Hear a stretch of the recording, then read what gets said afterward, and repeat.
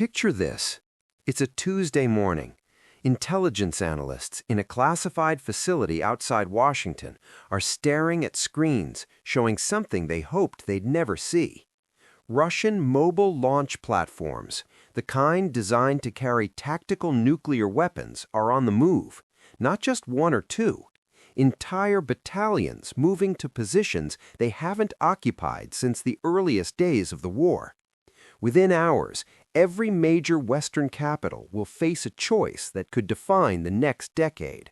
Comply with an ultimatum from Moscow or risk a confrontation that no one is fully prepared for. This isn't a drill. This isn't a diplomatic dance.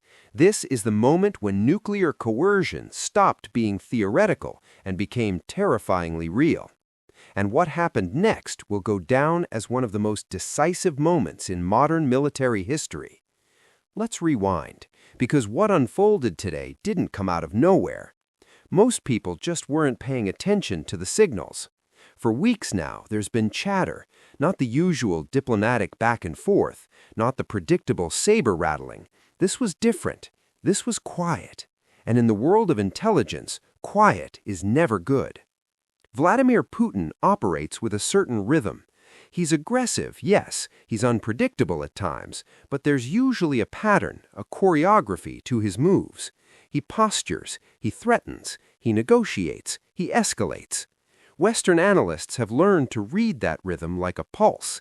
They know when he's bluffing, they know when he's testing boundaries, they know when he's serious. But 3 weeks ago, something changed. That rhythm just stopped. Intelligence officials monitoring Russian military communications started noticing gaps. Encrypted traffic between strategic command centers that usually flows constantly. Silent mobile launch platforms that typically remain in garrison during winter, suddenly repositioning under cover of darkness. Early warning radar systems that had been dormant, activated without explanation. Then there was the diplomatic personnel. Russian embassy staff in Kiev, in Warsaw, in Berlin started quietly leaving. Not in a mass exodus that would draw attention, but in small groups. Families sent home early, non-essential personnel reassigned. The kind of movement that happens when someone, somewhere, is preparing for something significant. One intelligence analyst, speaking anonymously, described it like this. Imagine you're listening to someone's heartbeat, and suddenly it goes flatline. Your first thought isn't that everything's fine. Your first thought is something very bad is about to happen. That's where we were 72 hours ago, the silence before the storm. Early this morning, that silence broke. U.S. intelligence satellites detected what they're calling unprecedented nuclear signaling activity. Tactical warhead-capable systems that hadn't been repositioned in over 18 months were suddenly moving. These aren't massive intercontinental ballistic missiles designed to hit New York or London. These are smaller battlefield weapons, the kind Russia would use in Ukraine. When a nuclear-armed state moves these assets without warning, the Pentagon doesn't just pay attention, they go into elevated readiness mode. Every intelligence asset gets redirected, every satellite gets repositioned, every analyst cancels their evening plans. Because everyone in Washington understood Russia was changing its strategic posture. And when a nuclear power shifts posture, especially one already at war, there are only 3 possible explanations: escalation, intimidation, or preparation. The question was which category this fell into, or whether it was all 3 at once. Then came the speech. Vladimir Putin doesn't do unscheduled national addresses. When he speaks to the Russian people outside of planned events, it means something significant is happening.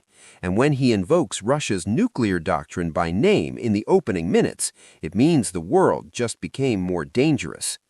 Putin laid out demands, not requests, not negotiating positions, demands. Ukraine must withdraw from all territories Russia claims to have annexed. Donetsk, Luhansk, Zaporizhia, Kherson. regions where Ukrainian forces have maintained control or recently regained ground through hard-fought counteroffensives, territories Ukraine considers sovereign soil under illegal occupation. NATO must immediately cease all weapons transfers to Ukraine, not reduce them, not phase them out, stop them entirely, cut off the ammunition, artillery, air defense systems, armored vehicles, everything that has allowed Ukraine to resist for nearly 3 years. And then came the warning that sent shockwaves through every Western capital. Any violation would be met with all means at Russia's disposal. In diplomatic language, that phrase has only one meaning: nuclear options are on the table. Putin has threatened nuclear escalation before, but this time felt different. He wasn't implying, he wasn't hinting, he was stating it plainly, with the full weight of Russia's military apparatus visibly mobilizing behind his words. Putin didn't just issue demands and walk away. He set conditions, he established a timeline, he made it clear that Russia was prepared to act, not just talk. Behind the scenes, Moscow was sending signals through back channels, through diplomatic contacts, through intelligence intermediaries. The message was consistent. This isn't a bluff. Russia is prepared to fundamentally alter its approach to this war. One European intelligence official briefing NATO partners put it bluntly: Putin is either preparing to escalate beyond what we've seen, or he's attempting the most sophisticated coercive diplomacy campaign in modern history. Either way, we cannot afford to guess wrong. The question facing Western leaders became immediate. How do you respond to nuclear coercion without either capitulating or triggering the very escalation you're trying to avoid? Ultimatums only work if the target hesitates, if there's doubt, if there's division, if there's fear. Ukraine didn't hesitate, and neither did the United States. Within 6 hours of Putin's address, the Pentagon announced something that caught even seasoned defense analysts off guard: an emergency security assistance package worth $2.3 billion. Let's put that in perspective. Since the war began, the United States has provided substantial military aid to Ukraine, but those packages were planned months in advance, negotiated through Congress, coordinated with allies. This was different. This wasn't routine resupply. This was an emergency authorization, fast-tracked through channels only used when the President and Defense Secretary determined that immediate action is required to prevent strategic catastrophe. And what was in this package tells you everything about how seriously Washington took Putin's ultimatum.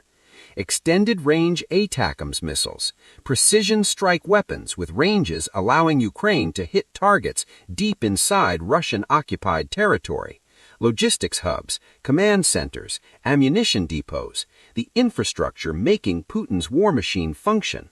For months, Ukraine requested these systems. For months, Washington was cautious, worried about escalation.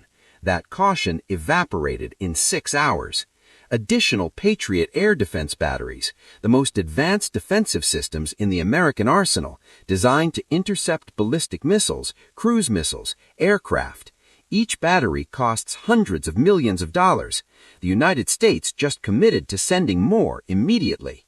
Critical components for F-16 fighter operations, precision-guided munitions, electronic warfare pods, advanced radar systems, weapons previously restricted due to escalation concerns. But here's what makes this response so significant. It wasn't just about weapons, it was about targeting permissions. For months, there had been limits on how deep into Russian-held areas American weapons could strike. That understanding just got shredded. Washington gave the green light. Ukraine can now target logistics hubs supplying frontline Russian forces, command centers coordinating artillery strikes, the infrastructure making Putin's ultimatum operationally feasible. The United States didn't just reject Putin's ultimatum with words, they rejected it with capability. They gave Ukraine tools to make Putin's threats hollow, and they did it fast enough to send an unmistakable message. Try to coerce us, and we'll respond faster than you can consolidate any advantage. Putin's ultimatum wasn't just about Ukraine, it was a test. Intelligence officials now say Moscow designed this crisis to probe Western unity. Putin has been watching, waiting, looking for fractures. He watched the chaotic American withdrawal from Afghanistan and wondered if Washington still had stamina for long-term commitments. He watched European nations struggle with energy prices after Russia cut gas supplies.